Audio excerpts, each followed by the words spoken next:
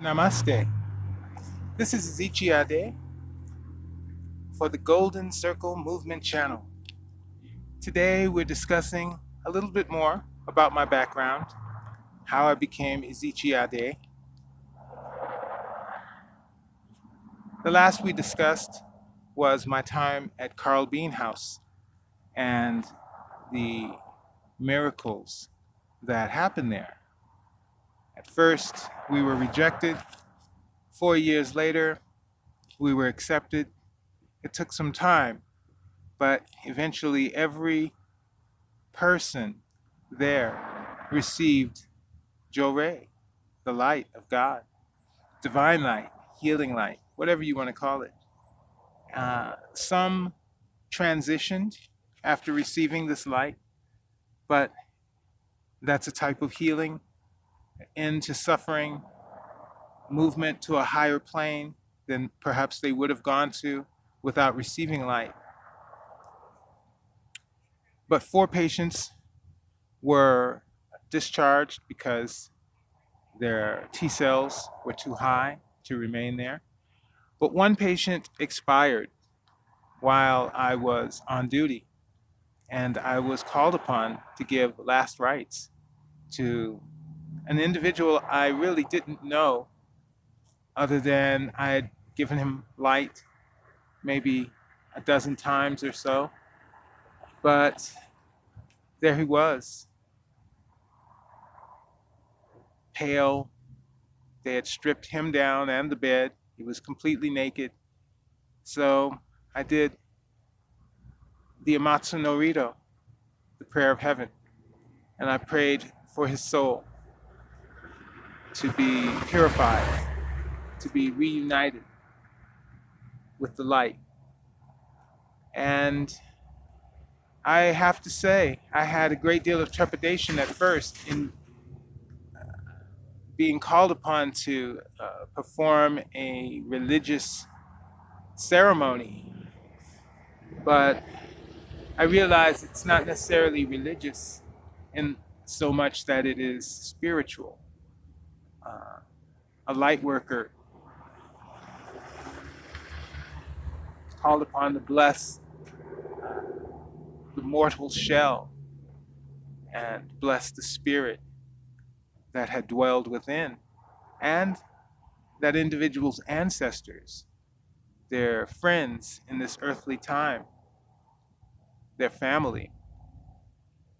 It was a great responsibility, and I'm honored to have been called upon to do so. So this brings me to the Arts District Healing Center, ADHC. ADHC was a cannabis dispensary that I went to get cannabis. I have been a long time member of the cannabis community, and it was just another good spot to pick up. And I noticed they had a sign for Tai Chi, but I didn't really take down the information. I came again, I saw the sign for Tai Chi, and I finally took down the information.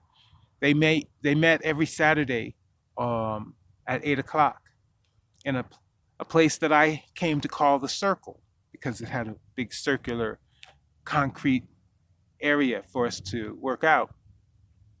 So in the course of doing Tai Chi and getting cannabis from the dispensary, they put up a notice that they were looking for artists, creators, spiritualists, people who would put on a class or a demonstration or some type of learning segment that they could include in their routines there at Arts District Healing Center.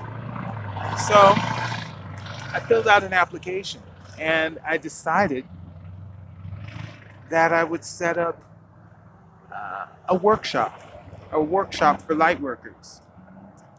In those days, I was going to the Los Angeles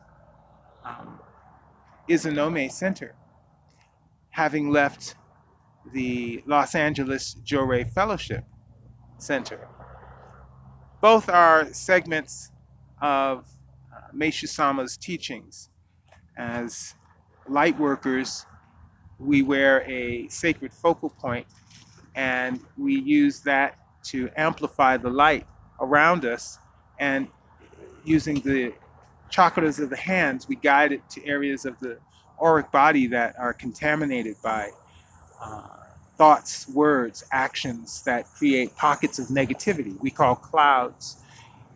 The light dissipates those clouds, and it opens one's ability to be more aware, to be aware of these energies, to even reach a level where you may become a light worker by taking the training in this workshop and receiving the amulet, the sacred focal point.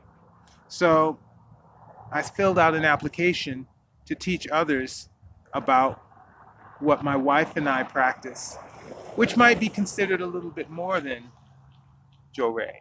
We have learned from many areas of life, and we teach about holistic foods, health, healthy living, wellness.